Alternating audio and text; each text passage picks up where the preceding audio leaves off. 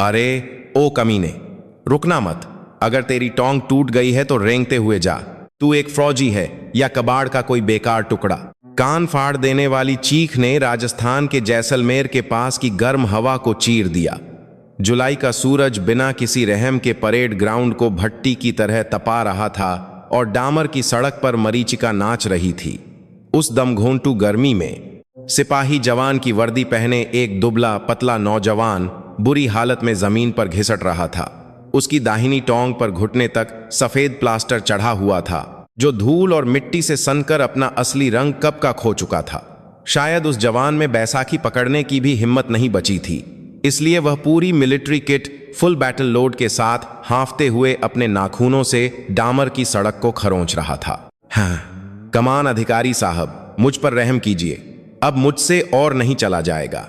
जवान के मुंह से निकली आवाज दर्द की चीख नहीं, बल्कि जिंदा रहने की गुहार थी। लेकिन उसकी यह गुहार फौजी बूटों के नीचे बेरहमी से कुचल दी गई।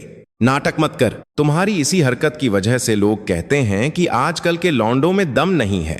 यह आवाज थी एकली इन्फेंट्री डिवीजन की एकली बटालियन के commanding officer lieutenant colonel Vikram Rathore की। वह पसीने की एक बूंद बहाए बिना साफ सुथरी वर्दी में गिरे हुए जवान के सिर के पास खड़ा था और उसकी आंखों में ठंडी नफरत थी। उसकी नजरों में वह जवान इंसान नहीं था, बल्कि अपनी तरक्की और यूनिट की कामयाबी के लिए चलने वाला मशीन का एक पुर्जा था, न उससे ज्यादा न उससे कम। सुन बे सुनील यादव, ध्यान से सुन, विक्रम ने फुसफुसाते हुए कहा। मशीन को भी अगर तेल न दिया जाए तो उसमें जंग लग जाता है। अगर तू अपनी टूटी टोंग का बहाना बनाकर ट्रेनिंग से बचेगा और बिस्तर पर पड़ा रहेगा तो इस यूनिट की लड़ने की ताकत का क्या होगा? हैं? मैं तेरे अकेले के आराम के लिए अपनी पूरी बटालियन की कॉम्बैट रेटिंग गिरा दूं? विक्रम गिरे हुए जवान के कान के पास झुका और फुसफुसाया, लेकिन उसकी आवाज सांप की तरह जहरीली थी। खराब पुर्जे या तो ठीक किए जाते हैं या बदल दिए जाते हैं। अगर तू यहीं ढेर हो गया तो तू सिर्फ एक बेकार पुर्जा है जिसे फेंक दिया जाएगा, समझा? सुनील की आंखों से आंसुओं की मोटी मोटी बूंदें टपककर तपती सड़क पर गिर रही थीं। दर्द से ज्यादा उसे अपमान और डर महसूस हो रहा था। आसपास से गुजरते दूसरे जवान और अफसर उसे देख तो रहे थे, लेकिन किसी में भी आंख उठाकर देखने की हिम्मत नहीं थी। विक्रम राठौर ने इस यूनिट को एक ऐसी जेल बना दिया था जहां पूरी तरह खामोशी का राज था। हर कोई जानता था कि अगर किसी ने मदद करने की कोशिश की तो उसे भी बेकार पुर्जा मानकर जहन्नुम की सैर करा दी जाएगी। मैं तुझे 3 सेकंड देता हूं। 1। विक्रम ने गिनती शुरू की। सुनील चिल्लाते हुए अपनी प्लास्टर वाली टोंग पर जोर देने लगा। ऐसा लगा जैसे उसकी हड्डियां टूटकर बिखर जाएंगी और दर्द उसके दिमाग को चीर रहा था। 2। देख अपनी हरकतें, कितना सुस्त है। क्या मुझे तेरे माँ बाप को फोन करके बताना पड़ेगा कि उनका बेटा फौज में एडजस्ट नहीं कर पा रहा है और बीमारी का नाटक करने वाला एक समस्या वाला जवान बन गया है?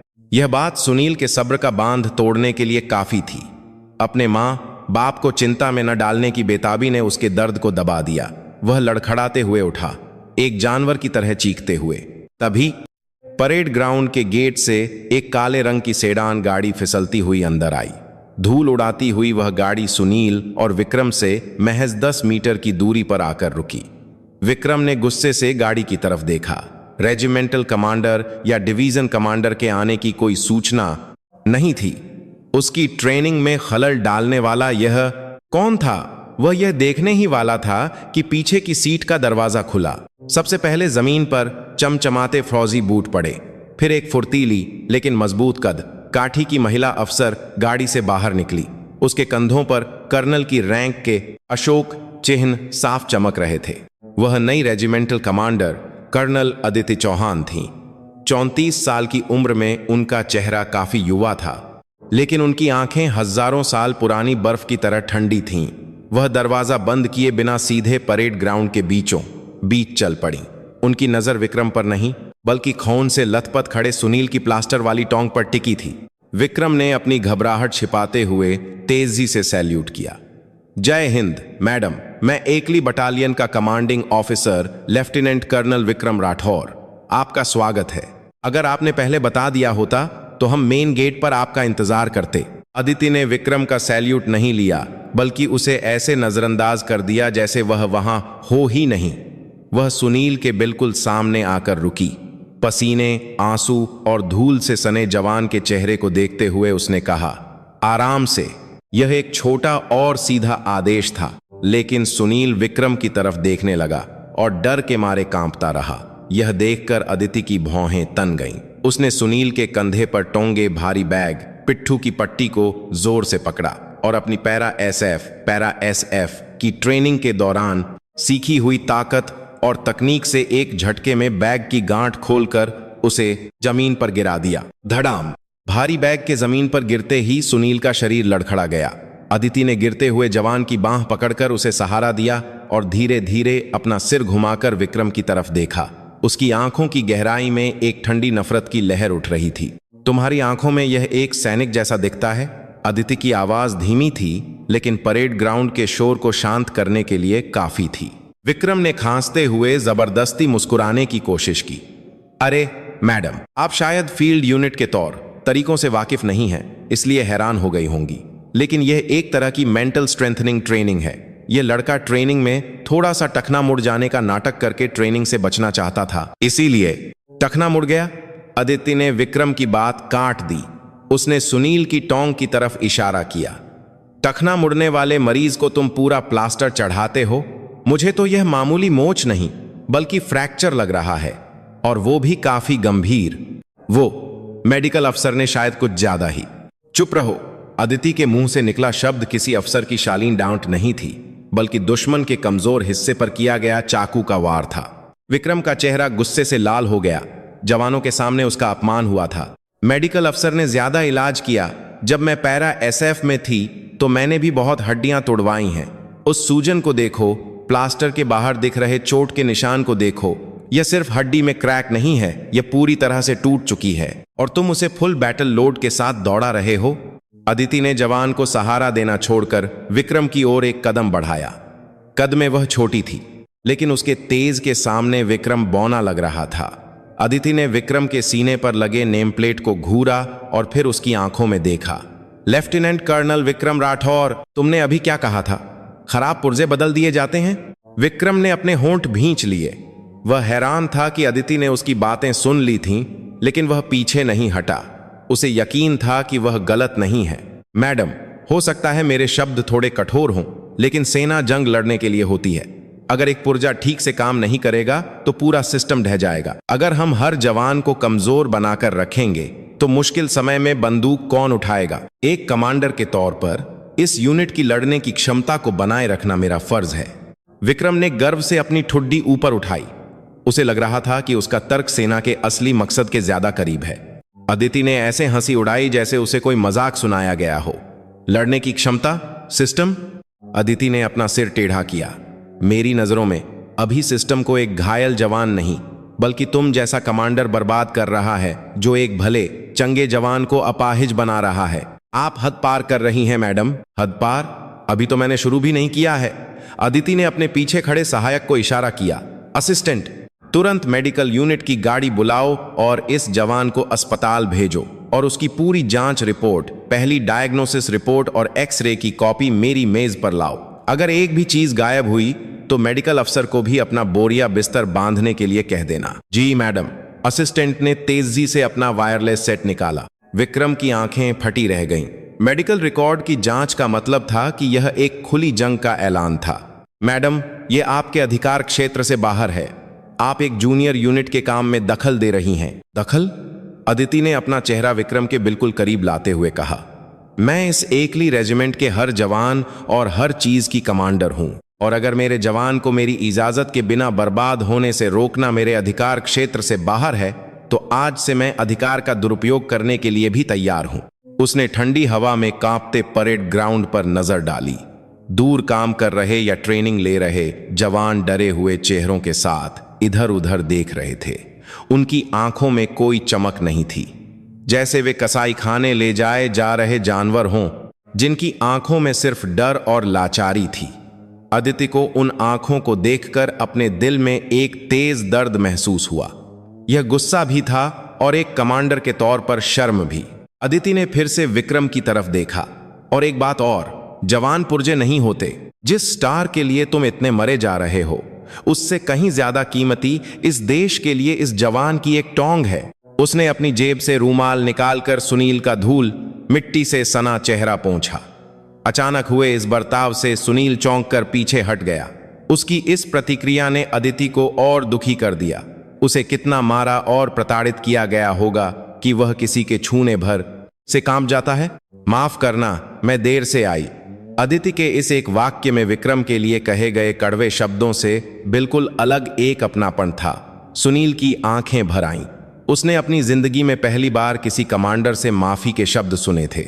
जाओ, अपना इलाज कराओ, और आज जो कुछ भी हुआ उसमें तुम्हारी कोई गलती नहीं है, समझे? जी जवान सुनील यादव। जी मैडम। मेडिकल यूनिट की एम्बुलेंस बिना सायरन बजाए तेजी से आई। जब तक मेडिकल स्टाफ सुनील को स्ट्रेचर पर ले जा रहे थे, अदिति उसे देखती रही। एम्बुलेंस के जाने के बाद वह फिर से विक्रम की तरफ मुड़ी। विक्रम जी। विक्रम के जवाब में अब जहर भरा था। तुम्हारे ऑफिस जाने से पहले मुझे तुम्हारी बटालियन के एडमिनिस्ट्रेशन ऑफिस जाना होगा। मैं अपनी आंखों से देखना चाहती हूं कि तुमने लड़ने की क्षमता बनाए रखने के नाम पर अपने जवानों का कितना शानदार ख्याल रखा है। जो चाहे कीजिए, मैंने कोई नियम नहीं तोड़ा है। सब कुछ फील्ड मैनुअल और दिशा निर्देशों के मुताबिक ही किया गया है। विक्रम आखिर तक बेशर्म बना रहा। उसके चेहरे पर यह आत्मविश्वास था कि उसने कागजों पर सब कुछ बिल्कुल सही रखा है, लेकिन वह नहीं जानता था कि अदिति सिर्फ कागज के टुकड़े देखने नहीं जा रही थी। वह उन कागजों के पीछे छिपी जवानों की चीखों और आंसुओं को खोजने जा रही थी। अदिति ने जवाब देने के बजाय एक ठंडी मुस्कान दी। ठीक है, तो चलो तुम्हारे बनाए उस परफेक्ट जहन्नुम की सैर करते हैं। वह बटालियन हेडक्वार्टर की इमारत की ओर चल पड़ी। विक्रम मुट्ठियां भींचे उसके पीछे पीछे चल रहा था। परेड ग्राउंड की धूल भरी हवा उन दोनों के पीछे चक्कर काट रही थी। जंग शुरू हो चुकी थी। गोलियों की आवाज नहीं थी, लेकिन यह किसी भी लड़ाई से ज्यादा क्रूर और भयंकर होने वाली थी। बटालियन हेडक्वार्टर की इमारत के शीशे के दरवाजे में अदिति का अक्स किसी शिकारी जानवर जैसा लग रहा था, जो अपने शिकार पर झपटने वाला हो। उसने जोर से दरवाजा धकेला और अंदर घुस गई। सभी जवान तुरंत अपने बैरक में इंतजार करें, और एक भी अफसर या जेसीओ घर नहीं जाएगा। सब कॉन्फ्रेंस रूम में इकट्ठा हों। अदिति का आदेश गलियारे में गूंज उठा। एकली बटालियन की लंबी रात शुरू हो रही थी। जैसे ही कमांडिंग ऑफिसर के दफ्तर का दरवाजा खुला, एक ठंडी हवा का झोंका अदिति के चेहरे से टकराया। बाहर का तापमान 35 डिग्री सेल्सियस को पार कर रहा था, लेकिन लेफ्टिनेंट कर्नल विक्रम राठौर का दफ्तर किसी और ही दुनिया में था। छत पर लगा बड़ा एयर कंडीशनर लगातार ठंडी हवा फेंक रहा था। चमड़े के सोफे और एयर फ्रेशनर की मिली जुली महक हवा में थी। अदिति दरवाजे पर खड़ी होकर उस अजीब सी हवा को महसूस करने लगी। यह परेड ग्राउंड पर खून और पसीने से लथपथ सुनील की महक से बिल्कुल अलग थी। वह धीरे धीरे विक्रम की मेज के पास पहुंची। मेज पर 365 दिन दुर्घटना मुक्त की सुनहरी ट्रॉफी चमक रही थी। विक्रम ने बड़े आराम से अपनी कुर्सी पर बैठते हुए मेज पर रखी मोटी फाइलों को थपथपाया। मैडम, जैसा कि आप देख सकती हैं, मेरी बटालियन परफेक्ट है। डिवीजन में कॉम्बैट रेटिंग में नंबर 1, ट्रेनिंग में बेस्ट, और सबसे बढ़कर पिछले 1 साल में एक भी हादसा नहीं हुआ। यह डेटा मेरी कमांडिंग क्षमता का सबूत है। अदिति ने बिना कुछ कहे एक फाइल उठाई। उस पर लिखा था जवानों की मनोवैज्ञानिक परामर्श लॉग। उसने पहला पन्ना पलटा। जवान सुनील यादव, पारिवारिक माहौल अच्छा, दोस्तों से संबंध अच्छे, यूनिट में अच्छी तरह ढल गया, कोई खास बात नहीं। हवलदार अर्जुन शर्मा, सीनियर्स और जूनियर्स से रिश्ते अच्छे, ट्रेनिंग में उत्साह ज्यादा, कोई चिंता नहीं। सूबेदार राम सिंह, भविष्य की योजनाओं पर बात हुई, कोई परेशानी नहीं, यूनिट से बहुत खुश। सैकड़ों जवानों के रिकॉर्ड लगभग एक जैसे थे, जैसे किसी फोटोकॉपी मशीन से निकाले गए हों, कोई चिंता नहीं, सब खुश हैं, सब ठीक है। यह एक ऐसी काल्पनिक दुनिया का रिकॉर्ड था जहां कोई शिकायत या कोई झगड़ा नहीं था। अदिति ने फाइल बंद नहीं की और पन्ने पलटती रही। खामोश कमरे में सिर्फ पन्ने पलटने की आवाज गूंज रही थी। विक्रम को शायद यह आवाज पसंद नहीं आई। उसने चाय का कप उठा लिया। लिखावट तो सबकी एक जैसी है। अदिति के इस एक वाक्य पर विक्रम ने चाय का कप नीचे रख दिया। जी, वो क्लर्क ने सबकी बातों को टाइप किया है, इसीलिए बातें भी एक जैसी हैं। 500 से ज्यादा जवान एक साथ रहते हैं, और किसी को खर्राटों से नींद नहीं आती? किसी का अपनी गर्लफ्रेंड से ब्रेकअप नहीं हुआ? क्या सब के सब महात्मा बन गए हैं? अदिति ने फाइल को मेज पर पटक दिया। यह काउंसलिंग लॉग नहीं है, यह एक कहानी है जो तुमने अपनी मर्जी से लिखी है। कहानी? जवान खुश हैं तो मैं जबरदस्ती उनकी शिकायतें तो नहीं लिख सकता ना? यह मेरे परिवार जैसे बर्ताव का नतीजा है। विक्रम के चेहरे पर बेशर्मी की मुस्कान थी। उसे पता था कि कागजों पर कोई गलती नहीं है, बस जवानों का मुंह बंद रखो तो ये कागज के टुकड़े ही सच बन जाते हैं। अदिति ने विक्रम की आंखों में सीधे देखा। पैरा एसएफ के दिनों में दुश्मन के इलाके में मौत से जूझते हुए सीखी समझ उसे चेतावनी दे रही थी। यह आदमी सिर्फ नाकाबिल नहीं था, यह एक शातिर अपराधी था जो अपने फायदे के लिए दूसरों के दर्द को नजरअंदाज कर सकता था और सच को तोड़ मरोड़ सकता था। परिवार? अदिति ने अपने होंठ सिकोड़ लिए। तुम अपने परिवार के सदस्य को टूटी टोंग के साथ फुल बैटल लोड में दौड़ाते हो? अगर तुम्हारा बच्चा स्कूल में घायल होकर आए और टीचर कहे कि नाटक मत करो और उसे पीटे, तो क्या तुम ताली बजाओगे? सेना और स्कूल में फर्क होता है। यहां हम उन योद्धाओं को तैयार करते हैं जो जरूरत पड़ने पर दुश्मन का गला काट सकें। विक्रम चिल्लाते हुए खड़ा हो गया। योद्धा बनाए जाते हैं, जुल्म करके निचोड़े नहीं जाते। और दुश्मन का गला काटने से पहले क्या तुम्हें यह नहीं लगता कि तुम अपने ही जवानों का गला घोंट रहे हो? अदिति दफ्तर से बाहर निकलने के लिए मुड़ी। बाहर निकलो, मुझे फील्ड में देखना है। अभी? अब तो शाम की गिनती का समय हो गया है, जवान अपने काम में लगे होंगे। माहौल थोड़ा। विक्रम ने उसे रोकने की कोशिश की, लेकिन अदिति ने अनसुना कर दिया और दरवाजा खोल दिया। गलियारे में इंतजार कर रहे ड्यूटी ऑफिसर और दूसरे अफसर चौंक कर सावधान की मुद्रा में खड़े हो गए। पहले अल्फा कंपनी के बैरक में चलो, रास्ता दिखाओ। अदिति के आदेश पर ड्यूटी ऑफिसर ने परेशान होकर विक्रम की तरफ देखा। विक्रम ने होंठ भींचकर सिर हिला दिया। उसे यकीन था कि बैरक भी पूरी तरह उसके काबू में है। बैरक के इलाके में घुसते ही हवा बदल गई। कमांडिंग ऑफिसर के दफ्तर की ठंडी हवा गायब हो चुकी थी और उमस भरी गर्मी और पसीने की तीखी गंध नाक में घुस रही थी। गलियारे की सारी खिड़कियां बंद थीं और पंखे बंद पड़े थे। अदिति ने अल्फा कंपनी के पहले बैरक का दरवाजा खोला। जय हिंद, कंपनी सावधान। बैरक में मौजूद लगभग 20 जवान स्प्रिंग की तरह उछलकर अपने बिस्तरों के किनारे लाइन में खड़े हो गए। उनकी हरकतों में अनुशासन से ज्यादा जिंदा रहने की छटपटाहट थी।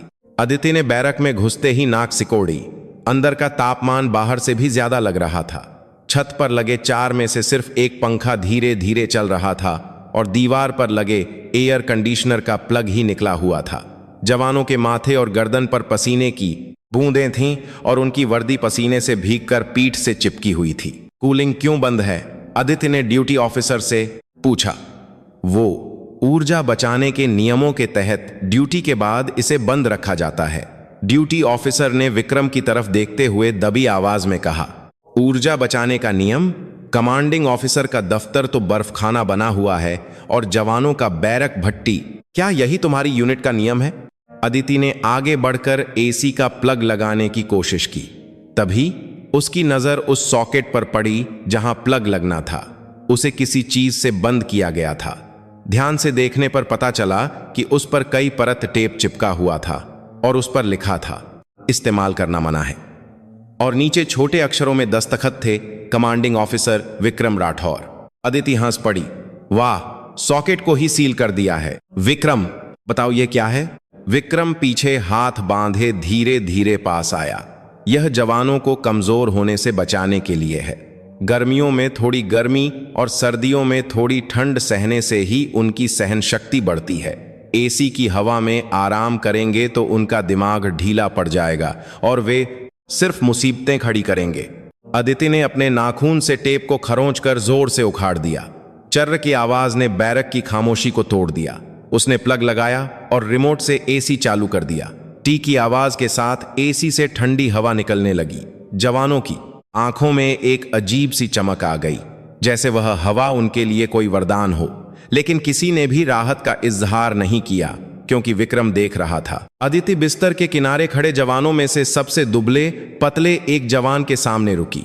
वह शायद हाल ही में यूनिट में आया था और बहुत डरा हुआ था। उसके होंठ सूखे और फटे हुए थे और आंखों के नीचे काले घेरे थे। नाम क्या है? जवान पंकज कुमार। उसकी आवाज फटी हुई थी। यह साफ तौर पर डिहाइड्रेशन का लक्षण था। हमार पानी पिया था? जी पिया था। कब? सुबह नाश्ते के वक्त। अदिति की भौहें तन गईं। अब शाम के 7 बज चुके थे। सुबह के बाद एक घूंट भी पानी नहीं इस भीषण गर्मी में? झूठ मत बोलो, सुबह के बाद पानी न पीना नामुमकिन है। क्या वाटर कूलर खराब है? पंकज कुछ नहीं बोला, बस अपने होंठ चबाता रहा। उसकी आंखें डर से विक्रम की तरफ गईं और फिर जमीन पर झुक गईं। अदिति ने गलियारे के अंत में रखे वाटर कूलर की तरफ देखा। उसके बगल में लाल अक्षरों में एक चेतावनी लिखी थी, पानी की बोतल के अलावा निजी कप का इस्तेमाल मना है। पानी सिर्फ खाने के समय मिलेगा। पानी बर्बाद करने पर निजी समय छीन लिया जाएगा। उसकी मुट्ठियां भिंच गईं। यह अनुशासन नहीं था, यह बुनियादी मानवाधिकारों के साथ खिलवाड़ था। यह जवानों को मनोवैज्ञानिक रूप से तोड़ने का एक घटिया तरीका था। विक्रम, क्या खाने के समय के अलावा पानी पीना भी मना है? वे पानी पीने के बहाने बार बार आते जाते रहते हैं और माहौल खराब करते हैं। ट्रेनिंग में उन्हें बिना पानी के भी रहना पड़ता है। अगर वे अभी से पानी की बोतल से चिपके रहेंगे तो असली लड़ाई में क्या करेंगे? असली लड़ाई? किस फील्ड मैनुअल में लिखा है कि डिहाइड्रेशन होने तक जवानों को पानी मत पिलाओ? अमेरिकी फौज भी ऑपरेशन के दौरान अपने साथ पानी का बैग रखती है और लगातार पानी पीती रहती है। क्या तुम्हें मॉडर्न वॉरफेयर के बारे में कुछ भी नहीं पता? अदिति ने पंकज के कंधे पर हाथ रखा। वर्दी के पार से उसका शरीर आग की तरह तप रहा था। वह हीट स्ट्रोक से बस एक कदम दूर था। ड्यूटी ऑफिसर, तुरंत फ्रिज से ठंडा पानी लाओ और सभी जवानों को पिलाओ। पर मैडम, फ्रिज में सिर्फ अफसरों और जेसीओ की कोल्ड ड्रिंक्स हैं। जवानों को फ्रिज इस्तेमाल करने की इजाजत नहीं है। क्या मजाक कर रहे हो? अदिति की चीख से बैरक की खिड़कियां कांप उठीं। मेरी बात समझ नहीं आ रही? चाहे अफसरों की कोल्ड ड्रिंक हो या पानी, सब कुछ बाहर निकालो अभी। ड्यूटी ऑफिसर डरकर एडमिनिस्ट्रेशन ऑफिस की तरफ भागा। कुछ ही देर में कुछ जेसीओ पानी की बोतलें और कोल्ड ड्रिंक्स लेकर दौड़े आए। अदिति ने खुद एक कोल्ड ड्रिंक की कैन खोली और पंकज के हाथ में थमा दी। पियो, एक सांस में। पंकज का हाथ कांप रहा था। आंखों के सामने अमृत था, लेकिन वह पी नहीं सका। विक्रम की नजरें उसे चाकू की तरह चुभ रही थीं। वह जानता था कि अगर उसने यह पी लिया तो कमांडर के जाने के बाद उसका क्या हश्र होगा। मैं ठीक हूं, मुझे प्यास नहीं है, पंकज ने रोते हुए मना कर दिया। यह देखकर अदिति का दिल टूट गया। प्यास जैसी बुनियादी जरूरत को भी डर ने खत्म कर दिया था। अदिति ने पंकज के हाथ से कैन छीनी और विक्रम के पास गई। देखो विक्रम, क्या तुम्हें यह अनुशासन लग रहा है? यह कमांडर के आदेश का पूरी तरह पालन करने का सबूत है। शानदार है ना? यह पालन नहीं है, यह एक पाले हुए जानवर की निशानी है। मैं अच्छी तरह समझ गई हूं कि तुमने इन जवानों को किस हद तक मानसिक रूप से तोड़ा है। अदिति ने कैन को विक्रम की वर्दी की जेब में जबरदस्ती ठूंस दिया। ध्यान से सुनो, आज से इस यूनिट के सारे घटिया नियम रद्द किए जाते हैं। टॉयलेट, पानी, कूलिंग, निजी समय, सब कुछ आर्मी के नियमों के हिसाब से होगा। अगर कल सुबह तक तुम्हारा बनाया एक भी बकवास नियम बाकी रहा तो तुम्हारी सिर्फ नौकरी नहीं जाएगी। वह फिर से जवानों की तरफ मुड़ी। तुम सब सुनो, मैं एकली रेजिमेंट की कमांडर कर्नल अदिति चौहान हूं। आज से तुम्हें किसी भी गलत आदेश को मानने की जरूरत नहीं है। मैं जिम्मेदारी लेती हूं। पानी पीना हो तो पियो, टॉयलेट जाना हो तो जाओ, समझे? लेकिन कोई जवाब नहीं आया। खामोशी। एक भारी खामोशी ने बैरक को जकड़ लिया था। जवान जवाब देने की हिम्मत भी नहीं कर सके। उन्होंने देखा था कि पिछले 1 साल में जिसने भी विक्रम के खिलाफ आवाज उठाई थी उसे कैसे कुचल दिया गया था। नई कमांडर एक दिन चली जाएगी, लेकिन विक्रम तो यहीं रहेगा। इस डर ने उनके मुंह बंद कर दिए थे। अदिति उस खामोशी का मतलब समझ गई। यह सिर्फ कुछ आदेशों से हल होने वाली समस्या नहीं थी। जब तक उनकी आत्मा में बसे डर की जड़ को नहीं उखाड़ा जाएगा तब तक कुछ नहीं बदलेगा। तभी कोने में खड़े एक हवलदार की नजर अदिति से मिली। उसकी आंखों में बेचैनी थी, कुछ कहने की तड़प, लेकिन यह डर भी था कि अगर बोला तो मारा जाएगा। अदिति ने उसकी नेम प्लेट पढ़ी, हवलदार अर्जुन शर्मा। हवलदार, कुछ कहना है? अर्जुन शर्मा चौंकर अपने होंठ भींच गया। उसकी मुट्ठियां इतनी जोर से भींची थीं कि सफेद पड़ गई थीं। पास खड़े विक्रम ने धीरे से खांसा। अहम। उस छोटी सी खांसी से अर्जुन का कंधा झुक गया। उसने सिर झुकाकर जोर से चिल्लाया, हम सब खुश हैं, एकली बटालियन की जय। उसकी आवाज किसी रोबोट जैसी थी जिसमें सिर्फ निराशा भरी थी। अदिति ने कड़वाहट से सिर हिलाया। अभी उन्हें बोलने पर मजबूर करना और खतरनाक हो सकता था। ठीक है, समझ गई। अदिति बैरक से निकलते हुए विक्रम से फुसफुसाई, आज रात दुआ करना कि कल सुबह होने तक तुम्हारा कोई और गंदा राज सामने ना आए। अदिति गलियारे में आ गई। उसने अपने असिस्टेंट को धीरे से निर्देश दिया, असिस्टेंट, आज रात ड्यूटी रूम पर नजर रखना और इंटेलिजेंस ऑफिसर को कहो कि कल सुबह तक एकली बटालियन के पिछले 3 महीने के सीसीटीवी फुटेज हासिल करे। अगर कुछ डिलीट किया गया हो तो फोरेंसिक टीम भी तैयार रखे। जी मैडम, लेकिन अगर जवान कुछ नहीं बोलेंगे तो सबूत मिलना मुश्किल होगा। असिस्टेंट की चिंता पर अदिति ने बंद बैरक के दरवाजे को देखते हुए कहा, उन्हें बोलना सिखाना होगा। अगर हम डर से ज्यादा भरोसा दिखाएंगे तो वे बोलेंगे। और उसकी आंखें चमक उठीं, दरार जरूर मिलेगी। यह खामोशी का किला एक छोटी सी दरार से ही ढह जाएगा। आज रात हम वही दरार ढूंढेंगे। अदिति ने अपनी जेब से फोन निकाला। उसने पैरा एसएफ के दिनों के अपने एक पुराने साथी को मैसेज किया जो अब रक्षा मंत्रालय की जांच एजेंसी में काम करता था। मदद चाहिए, कुछ कचरा साफ करना है। मैसेज भेजते हुए उसकी उंगली में जोर आ गया। जैसलमेर की रात गहरी हो रही थी, लेकिन एकली बटालियन की असली लड़ाई अब शुरू हो रही थी। अंधेरे में दबी हुई जवानों की सांसें अदिति के कानों में गूंज रही थीं। उसने कसम खाई वह इन सांसों को सुकून भरी बनाएगी। रात गहरी हो चुकी थी। एकली बटालियन के कैंप पर अंधेरा छाया हुआ था, लेकिन उस अंधेरे से भी ज्यादा गहरा डर जवानों के बिस्तरों पर मंडरा रहा था।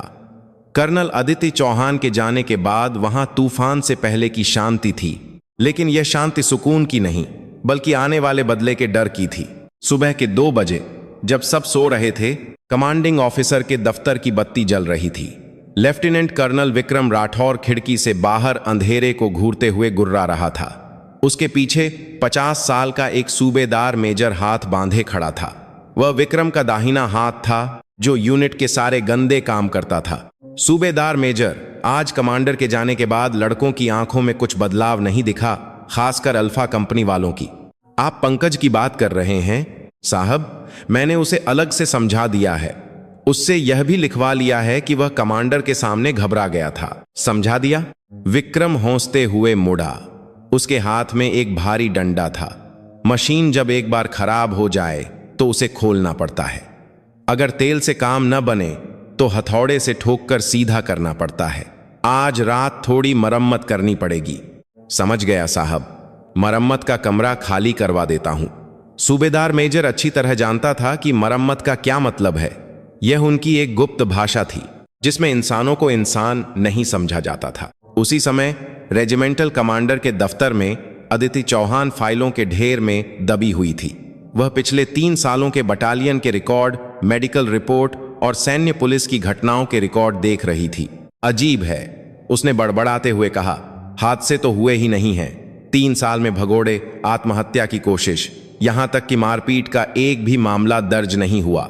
500 से ज्यादा जवान जहां रहते हों वहां यह कैसे मुमकिन है? पास में ऊँघ रहा ड्यूटी असिस्टेंट चौंक कर जाग गया। माफ करना मैडम, सुना है कि एकली बटालियन में अनुशासन बहुत सख्त है। यह अनुशासन नहीं है, यह मुंह बंद करने का तरीका है। या तो रिकॉर्ड में हेरफेर किया गया है या फिर मुसीबत खड़ी करने वाले लड़कों को कहीं और भेज दिया गया है। अदिति की आंखें चमक उठीं। वह अपनी कुर्सी से उठी और वर्दी पहनी। चलो। कहाँ मैडम? अभी तो सुबह के 3 बजे हैं। चोर को पकड़ना है तो रात में ही निकलना होगा। एकली बटालियन के बॉयलर रूम, स्टोर रूम और पुराने खाली बैरकों की तलाशी लेंगे। ऐसी जगहें जो नक्शे में नहीं हैं। अदिति को अपने पैरा एसएफ के दिनों का अनुभव बता रहा था कि सबसे ज्यादा सड़ांध वहीं होती है। जो जगह सबसे सही दिखती है। सुबह की हवा ठंडी थी। अदिति बिना टॉर्च जलाए बिल्ली की तरह चुपचाप बैरकों के पीछे पहुंची। पैरा एसएफ की घुसपैठ की ट्रेनिंग की वजह से संतरी भी उसकी आहट महसूस नहीं कर सके। वह एक पुराने टीन की चादरों से बने कमरे के सामने रुकी। दरवाजे पर सामान का स्टोर लिखा था और ताला लगा था, लेकिन खिड़की से हल्की रोशनी आ रही थी। स्टोर रूम में रोशनी? अदिति ने असिस्टेंट को चुप रहने का इशारा किया और दीवार से कान लगा दिया। अंदर से किसी को पीटने और दबी हुई चीखों की आवाज आ रही थी। उफ, मुझे छोड़ दो, चिल्ला मत, बाहर आवाज जाएगी। तेरी वजह से आज साहब का मूड कितना खराब है, पता है? कमांडर के सामने आंखें घुमा रहा था। पानी पिएगा? यह आवाज जानी पहचानी थी। यह अल्फा कंपनी का सप्लाई हवलदार था। अदिति की आंखों में आग जल उठी। उसने दरवाजे को तोड़ने की भी जरूरत नहीं समझी। उसने दरवाजे के हैंडल को जोर से खींचा और कब्जे पर अपने फौजी बूट से जोरदार लात मारी। कड़ाक की आवाज के साथ पुराना दरवाजा टूटकर गिर गया। अंदर का नजारा किसी जहन्नुम से कम नहीं था। एक धुंधले बल्ब की रोशनी में हवलदार अर्जुन शर्मा एक कुर्सी से बौंधा हुआ था। उसका चेहरा खून से लथपथ था और सप्लाई हवलदार हाथ में बेसबॉल का बैट लिए हाँफ रहा था। जमीन पर पानी फैला था और कोने में लोहे के पाइप पड़े थे। यह स्टोर रूम नहीं बल्कि विक्रम की मरम्मत की दुकान थी। यह क्या हो रहा है यहाँ? अदिति की चीख ने उस छोटे से कमरे को हिला दिया।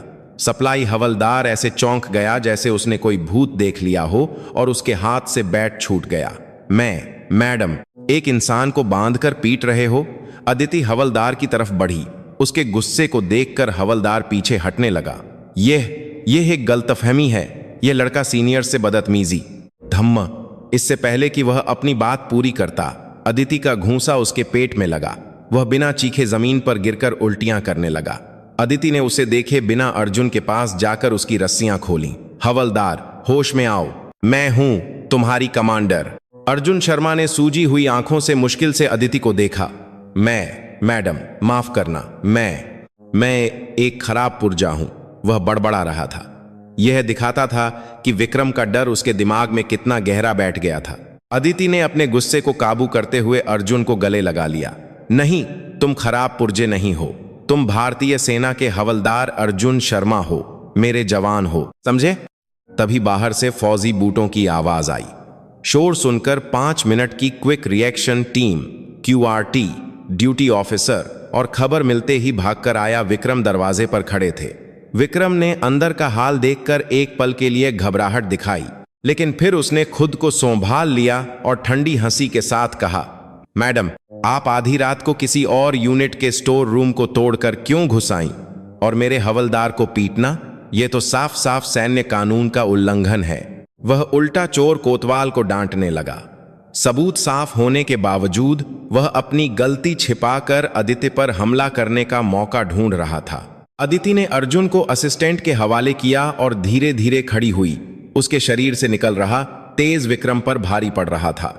सैन्य कानून का उल्लंघन। अदिति ने अपने खून से सने दस्ताने उतारकर जमीन पर फेंक दिए। चलो बात करते हैं। आधी रात को एक जवान को गैर कानूनी तरीके से बंदी बनाना और जानलेवा हमला करना सैन्य कानून नहीं बल्कि भारतीय दंड संहिता के तहत एक गंभीर अपराध है और इसके लिए उकसाने वाला कमांडर भी उतना ही दोषी है। उकसाना?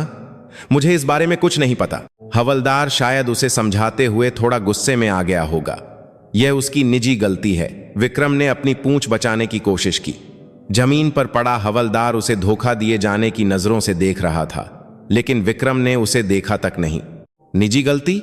अदिति ने अपनी जेब से एक रिकॉर्डर निकाला। मैं इस कमरे में घुसने से पहले ही रिकॉर्डिंग कर रही थी। सुनोगे हवलदार ने क्या कहा? साहब का मूड खराब है। साहब ने मरम्मत करने को कहा है। क्या तुम्हें लगता है कि यह निजी गलती कहकर टाला जा सकता है? विक्रम का चेहरा पहली बार बिगड़ा, लेकिन उसने हार नहीं मानी। एक रिकॉर्डिंग से आप मुझे फंसाएंगी? पता नहीं यह सबूत माना भी जाएगा या नहीं। और मैडम, यह मेरा इलाका है, कृपया यहां से चली जाइए। विक्रम ने इशारा किया और उसके पीछे खड़े QRT के जवानों ने हिचकिचाते हुए अपनी बंदूकें उठाने की कोशिश की। यह सीधे तौर पर बगावत थी। बंदूकें नीचे करो। अदिति की आवाज में एक ठंडक थी। उसने जवानों को घूरा नहीं बल्कि दया भरी नजरों से देखा। तुम्हारे साथी को पीटा जा रहा है और तुम उसे बचाने के लिए बंदूक उठा रहे हो। उस कमीने इंसान को बचाने के लिए तुम अपने ही साथी पर बंदूक तानोगे? जवानों की बंदूकें कांपने लगीं। वे भी जानते थे कि इस स्टोर रूम में क्या होता है। मैं एक्ली रेजिमेंट की कमांडर हूं। मैं इसी समय एक्ली बटालियन के कमांडिंग ऑफिसर विक्रम राठौर को उसके पद से हटाती हूं। QRT, विक्रम और इस हवलदार को गिरफ्तार करो, यह मेरा आदेश है। एक खामोशी छा गई। जवान विक्रम और अदिति के बीच फंस गए थे। विक्रम डर का प्रतीक था और अदिति एक नई उम्मीद। तभी असिस्टेंट के सहारे खड़े अर्जुन शर्मा ने खून खौला देने वाली आवाज में चिल्लाया, अबे कमीनो, मैं हूं तुम्हारा अर्जुन, तुम्हारा दोस्त, तुम्हारा सीनियर। कब तक उस शैतान के नीचे कुत्तों की तरह जियोगे? उसकी चीख ने काम कर दिया। क्यूआरटी का लीडर आगे बढ़ा। माफ करना साहब, हम आदेश का पालन करेंगे। उसके साथ ही दूसरे जवान भी विक्रम की तरफ दौड़े। विक्रम अविश्वसनीय नजरों से पीछे हटा, लेकिन तब तक बहुत देर हो चुकी थी। जिन जवानों को वह पुर्जा समझता था, वे इंसान बनकर उस पर टूट पड़े। ये बगावत है। तुम सबको मैं कोर्ट मार्शल करा दूंगा, छोड़ो मुझे। विक्रम छटपटाता रहा, लेकिन वह जवानों की ताकत का सामना नहीं कर सका। उसे जमीन पर गिरा दिया गया और अदिति उसे ठंडी नजरों से देखती रही। यह बगावत नहीं, क्रांति है। अदिति अर्जुन के पास गई। शुक्रिया हिम्मत दिखाने के लिए। अर्जुन फूट फूट कर रो रहा था। यह दर्द के नहीं, बल्कि आजादी के आंसू थे। लेकिन मामला अभी खत्म नहीं हुआ था। जमीन पर पड़े विक्रम ने एक जहरीली हंसी हंसी। हाँ मैडम, मुझे गिरफ्तार करके क्या सब खत्म हो जाएगा? मेरा बनाया हुआ सिस्टम इतना कमजोर नहीं है। उस एक रिकॉर्डिंग से आप मुझे नौकरी से नहीं निकलवा पाएंगी। मेरे ऊपर तक हाथ हैं। कल सुबह तक मैं बाहर हूंगा और आप अपने अधिकार का दुरुपयोग करने के जुर्म में नौकरी से निकाली जाएंगी। उसकी बात में दम था। सेना के सिस्टम में अगर ठोस सबूत न हो तो मामला राजनीतिक लड़ाई में उलझकर रह जाता। सिर्फ मारपीट के लिए उकसाने के आरोप से उसे पूरी तरह खत्म नहीं किया जा सकता था। कुछ और बड़ा और ठोस चाहिए था। अर्जुन शर्मा ने कांपते हुए हाथ से अदिति की वर्दी पकड़ी। मैडम, है, सबूत है। क्या? यह सबूत है कि विक्रम एक शैतान है। उसने एक इंसान को मारकर उसे छिपाया है मेरे बक्से में। विक्रम का चेहरा पीला पड़ गया। वह चिल्लाया, चुप हो जा, मुंह बंद कर अपना। अगर तू बोला तो मैं तुझे और तेरे परिवार को नहीं छोड़ूंगा। अदिति ने अपने बूट से विक्रम का मुंह बंद कर दिया। बकवास बंद कर। अगर और बोला तो तेरा झबड़ा तोड़ दूंगी। उसने अर्जुन की आंखों में देखा। बताओ कहां है? मेरे बक्से में गीता की एक किताब है। उसके अंदर काट कर छिपाया है जवान महेश सिंह का मरने से पहले का रिकॉर्डर। महेश सिंह 3 महीने पहले जिसे सीढ़ियों से फिसलकर मरने वाला बताया गया था। अदिति के दिमाग में उस रिपोर्ट की याद आई जिसमें कोई हादसा नहीं लिखा था। हादसा हुआ नहीं था, बल्कि मौत को ही हादसा नहीं माना गया था। चलो। अल्फा कंपनी के बैरक में अदिति बिना पीछे देखे दौड़ने लगी। विक्रम की आंखों में निराशा और गुस्सा एक साथ तैर रहा था। वह जानता था कि अगर वह रिकॉर्डर दुनिया के सामने आ गया तो उसकी फौजी जिंदगी ही नहीं, बल्कि पूरी जिंदगी खत्म हो जाएगी। सुबह के 3 बजे अल्फा कंपनी के बैरक के सामने अदिति तूफान की तरह गलियारे से गुजरी और बैरक का दरवाजा खोला। सो रहे जवान हड़बड़ाकर उठ गए, लेकिन वह सीधे अर्जुन शर्मा के बक्से की तरफ गई। बक्से में गीता की एक पुरानी किताब रखी थी। उसने किताब उठाई। उसके पन्ने अंदर से चौकोर कटे हुए थे और उसमें उंगली जितना छोटा एक रिकॉर्डर था। यह था विक्रम के मजबूत किले को उड़ाने वाला डायनामाइट। लेकिन तभी सब रुक जाओ। गलियारे के अंत से एक चीख सुनाई दी। विक्रम का सबसे करीबी सूबेदार मेजर और उसके साथ 10-12 जेसीओ आ रहे थे। उनके हाथों में डंडे और फावड़े थे। यह विक्रम की वफादार टीम थी। मैडम, हम आपको यह नहीं ले जाने देंगे। इसे हमारे हवाले कर दीजिए, सूबेदार मेजर ने धमकी भरे अंदाज में कहा। वह अदिति को एक औरत समझकर कम आंक रहा था। अदिति ने हंसकर कहा, एक फौजी अपने अफसर को धमकाने के लिए हथियार इस्तेमाल कर रहा है। तुम लोग होश में हो? हम सिर्फ अपने साहब का हुक्म मान रहे हैं। हमें खबर मिली है कि आप सबूतों से छेड़छाड़ कर रही हैं। सूबेदार मेजर ने विक्रम से सीखी हुई झूठी दलीलें देते हुए कहा। अदिति ने रिकॉर्डर को अपनी जेब में रखा और धीरे धीरे अपने दस्ताने पहने। अच्छा, पैरा एसएफ छोड़ने के बाद से मुझे हाथ साफ करने का मौका नहीं मिला था। पकड़ो इसे। सूबेदार मेजर के इशारे पर 3 जेसीओ अदिति की तरफ दौड़े। एक ने उसका कंधा पकड़ने की कोशिश की, लेकिन अदिति का शरीर भूत की तरह घूमा। उसने उसका हाथ मोड़कर उसे हवा में घुमाकर जमीन पर पटक दिया। बाकी 2 कुछ समझ पाते। इससे पहले ही अदिति ने एक की टोंक पर और दूसरे के पेट पर वार किया। एक पल में 3 लोग ढेर हो गए। सूबेदार मेजर की आंखें फटी रह गईं। यह कोई आम महिला नहीं थी, यह एक जानलेवा हथियार थी। अगला कौन है? अदिति बिना हाफे सूबेदार मेजर को घूर रही थी। एक साथ आ जाओ, मेरे पास वक्त नहीं है। सूबेदार मेजर डरकर पीछे हट गया। तभी बैरक के बाहर से एक नारा गूंजा, कमांडर मैडम की रक्षा करो। यह अल्फा कंपनी के जवान थे और उनके साथ दूसरी कंपनियों के जवान भी आ गए थे। वे अब डरे हुए नहीं थे। उन्होंने अपने अत्याचारी जेसीओ को घेर लिया। तुम लोग क्या कर रहे हो? यह बगावत है। सूबेदार मेजर चिल्लाया। लेकिन सैकड़ों गुस्साई आंखों के सामने उसकी आवाज दब गई। अदिति के एक इशारे पर जवानों ने उन सभी को पकड़ लिया। अदिति ने अपनी जेब से रिकॉर्डर निकाला। चलो सुनते हैं, इसमें कौन सा सच छिपा है। उसने प्ले बटन दबाया। एक कांपती हुई आवाज आई, मैं जवान महेश सिंह हूं। आज कमांडिंग ऑफिसर ने मुझे अपने दफ्तर बुलाया था। मैंने कहा कि मैं घायल हूं तो विक्रम राठौर ने मुझे मारा और कहा। रिकॉर्डर में विक्रम की शैतानी आवाज गूंजी, अबे अगर तू मर गया तो क्या मुझे दुख होगा। मैं तुझे रजिस्टर से हटाकर नया पुर्जा मंगवा लूंगा। अगर तूने खुदकुशी की तो मैं तुझे कायर बता दूंगा और मेरी नौकरी पर कोई आंच नहीं आएगी। इसलिए मरना है तो चुपचाप मर, मेरा रास्ता मत रोक। इसके बाद महेश के रोने की आवाज आई। मां, याद आ रही है, डर लग रहा है, बचा लो। रिकॉर्डर वहीं खत्म हो गया। बैरक में सन्नाटा छा गया और जवानों की आंखों से आंसू बहने लगे। महेश फिसला नहीं था, उसे विक्रम के जुल्म ने मार डाला था और विक्रम ने इसे एक हादसा बताकर दबा दिया था। अदिति की आंखों से भी आंसू बह निकले। उसने रिकॉर्डर को जोर से भींच लिया। यह फौजी नहीं, कातिल है। सभी जवान परेड ग्राउंड पर इकट्ठा हों, सुबह की गिनती मैं खुद लूंगी। सुबह 6:30 बजे सूरज निकल आया था। एकली बटालियन के परेड ग्राउंड पर सभी जवान इकट्ठा थे। मंच पर विक्रम, सूबेदार मेजर और उसके साथी घुटनों पर बैठे थे। विक्रम अभी भी अकड़ में था। यह सब झूठ है, रिकॉर्डिंग नकली है। तुम एक कमांडर के साथ ऐसा बर्ताव नहीं कर सकती। मैं कोर्ट में तुम्हें देख लूंगा। अदिति ने माइक पकड़ा। एकली बटालियन के जवानों, आज हम एक शर्मनाक सच का सामना कर रहे हैं। हम देश की रक्षा करने आए हैं, गुलाम बनने नहीं। हम एक दूसरे के साथी हैं, इस्तेमाल करके फेंके जाने वाले पुर्जे नहीं। अदिति ने रिकॉर्डर को माइक के पास लगाया। विक्रम की आवाज पूरे बेस में गूंज उठी, मैं तुझे रजिस्टर से हटाकर नया पुर्जा मंगवा लूंगा। विक्रम का चेहरा पीला पड़ गया। परेड ग्राउंड पर खड़े हजारों जवानों में गुस्सा भड़क उठा। उस कमीने ने महेश को मारा है, मार डालो उसे। अदिति ने हाथ उठाकर जवानों को शांत किया। मैं भी चाहूं तो इसे अपने हाथों से मार दूं, लेकिन हम फौजी हैं, जानवर नहीं। हम उस जैसा नहीं बनेंगे। अदिति ने विक्रम के कंधे से लेफ्टिनेंट कर्नल की रैंक उतारकर फेंक दी। तुम कमांडर कहलाने के लायक नहीं हो, तुम इंसान कहलाने के लायक नहीं हो। अब तुम सिर्फ एक कातिल हो। तभी परेड ग्राउंड के गेट से सैन्य, पुलिस और जांच एजेंसी की गाड़ियां अंदर आईं। यह अदिति के बुलाए हुए लोग थे। विक्रम राठौर, हम तुम्हें पद का दुरुपयोग, क्रूरता और जवान महेश सिंह की मौत को छिपाने और उसके लिए उकसाने के जुर्म में गिरफ्तार करते हैं। विक्रम के हाथों में हथकड़ियां लग गईं। जाते जाते वह अदिति को घूरते हुए चिल्लाया, अदिति चौहान, तुझे लगता है तू जीत गई? सेना इतनी साफ नहीं है, एक दिन तू भी फंसेगी। अदिति ने उसे देखते हुए कहा, हो सकता है, लेकिन कम से कम मैं तुम जैसे लोगों के हाथों नहीं हारूंगी। और जब तक मेरे जवान मेरे साथ हैं, मैं कभी नहीं टूटूंगी। विक्रम को गाड़ी में ठूंस दिया गया। परेड ग्राउंड पर फिर से शांति छा गई, लेकिन यह डर की नहीं, सुकून की शांति थी। अदिति ने जवानों को देखा।